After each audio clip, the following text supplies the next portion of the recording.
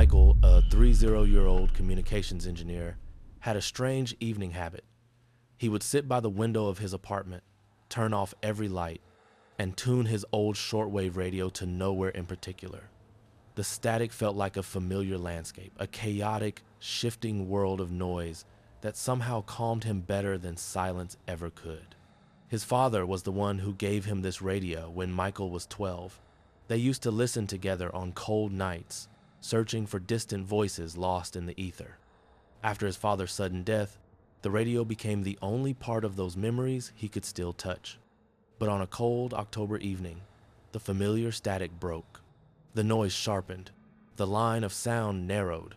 Someone was forming a signal deliberately, like fingers tapping in a precise pattern. Regular pulses, clean intervals. Then a voice. "Michael, do you hear me?" He froze. The chill that ran through him didn't feel imagined. It felt instinctive, old, buried deep. The voice wasn't just similar. It was unmistakable. It was his father's. "If you hear me, answer." Michael raised his mouth toward the microphone out of pure reflex, even though he knew the radio couldn't transmit. His throat felt tight, his tongue heavy. He turned the radio off. His hand shook as he turned it back on. Static, noise, the usual soundscape. Then, as if waiting for him, "Michael, don't turn it off again." His heartbeat stuttered. This had to be a coincidence, interference, overlapping broadcasts, tricks of frequency bounce. He repeated the explanations in his head, but none of them soothed the tightening pain in his chest. Why did the voice know his name? Why did it speak like it knew he was listening? The static hissed like a warning, as if the radio itself was exhaling. Michael brought the radio to work the next morning and placed it on his desk in a quiet corner of the engineering lab. He wanted evidence proof that last night had been nothing more than an exhausted brain interpreting random noise. At 17.84 megahertzes, the speaker crackled alive. "Michael, you're close." He nearly dropped the radio. The voice was clearer today, stronger, as if whatever was speaking had found the right frequency to reach him. "Who are you?" Michael whispered. A pointless question to a device that couldn't send sound. Yet, "I know you're trying to talk," the voice replied. Michael's hands turned cold.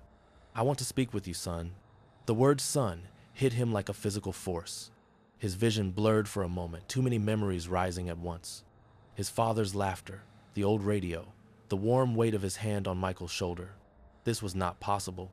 Before he could gather his thoughts, a strange scraping noise flooded the speakers, like metal dragged across stone. Then the signal condensed into sharp, repeating numbers. 1247, 1247. Coordinates. It had to be coordinates. He entered them into his phone. A forest strip near the edge of town. A place he hadn't visited in years. A place where he used to walk with his father as a kid. The radio buzzed, almost impatiently, like it was waiting for him to move. By dusk, Michael was driving toward the coordinates. His breath fogged the windshield even with the heater running. Every mile deeper into the forest made him more aware of the heavy quiet surrounding the road. The signal pulsed faintly inside his backpack, even though the radio was switched off. The forest greeted him with stillness. No wind, no rustling leaves, just a dense, unmoving silence that made his ears ring. Then a faint crackling. He opened his backpack. The radio had turned itself on. "You came," the voice said. "Dad," Michael whispered.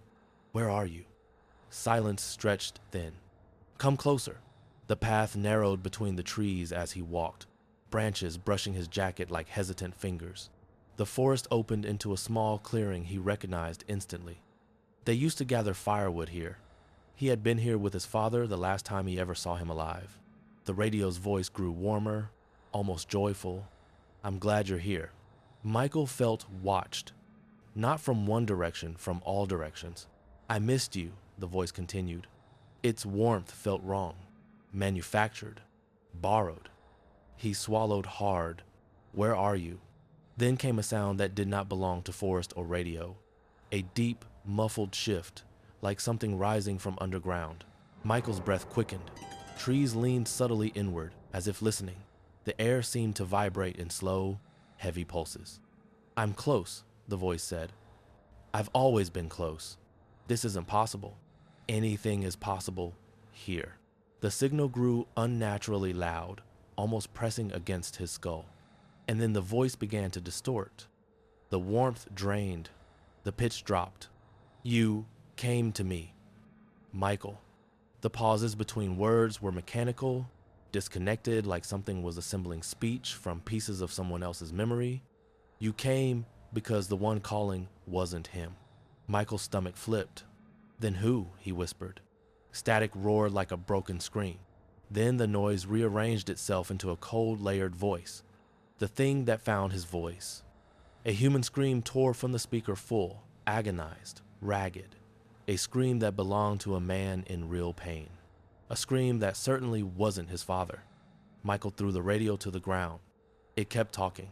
"I hear you, Michael," said another voice, deeper, hollow, like it echoed through endless tunnels. "And now, you hear me." The ground beneath his feet trembled. Something enormous shifted below. He staggered backward, but the path he had come from had changed. Trees now formed a tight lattice, blocking his escape. The forest felt alive, swaying without wind, breathing without lungs. The radio hummed again.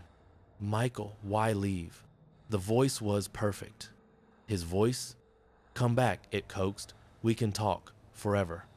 The radio screen flashed. New numbers flickered rapidly. Coordinates. The point wasn't somewhere in the forest this time.